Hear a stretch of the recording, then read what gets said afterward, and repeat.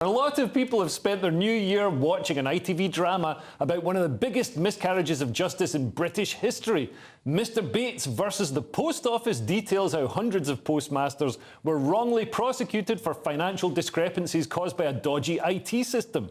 Former Post Office boss Paula Vennells was punished for presiding over the scandal in typical British fashion by being awarded a CBE. The police have now announced an investigation into the Post Office over potential fraud, but the damage has been done with countless lives ruined through unnecessary prosecutions.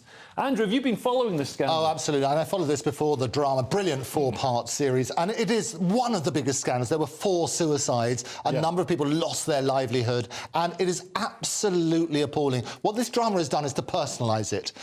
The big I have 2 big criticisms of it. Partly, they blur the line between what's a documentary and they say some bits of this are fictionalised in the same way as they do in The Crown, which sort of detracts a little bit. They've also got... Why do they bother doing that? When it's such a great story? So powerful anyway. Nadeem Zahawi's in it, being more manly and forceful I've ever seen him. And he basically played himself. He played himself. I know. People said actors were complaining. I could have played that role. They said, but he was basically playing himself with a cross-examination. Which, if you haven't seen the clip, have a look at it. It's him being very tough on answer my question. He said several times. And the other thing which is puzzling for me is Adam Crozier, who was the CEO of Royal Mail from 2003 to 2010. So surely shares some sort of responsibility. He would have some sort of voice in this thing. He's not there at all. He went on from being CEO of Royal Mail to go to ITV.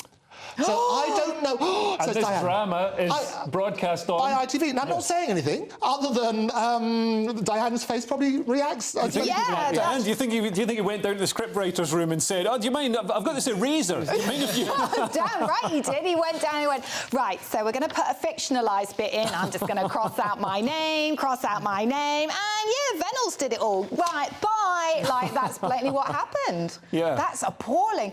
I mean, like you said, this whole scandal is absolutely incredible. Over 700 people were affected. And what is interesting is that at no point when you've got 700 people being convicted of crimes, did they say, "Do you think it could be the computer?" Yeah, do you think all those people who previously had unblemished records could possibly be telling the truth? Yeah, like and maybe this shonky IT system that's part of some, state procurement process, so it's obviously going to be about as much use as an HS2. Do you think that could actually be the thing that's gone wrong? And also what really brings home how sad it is on top of the suicides, on top of the lives ruined, the prosecutions, and by the way, the prosecutions happened after they knew that the system was faulty. It's horrific.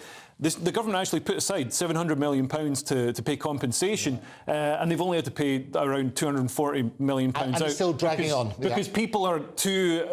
it's got such horrible memories for them, they don't want to stick their head above the pulpit. You know, and this as well, these are people who...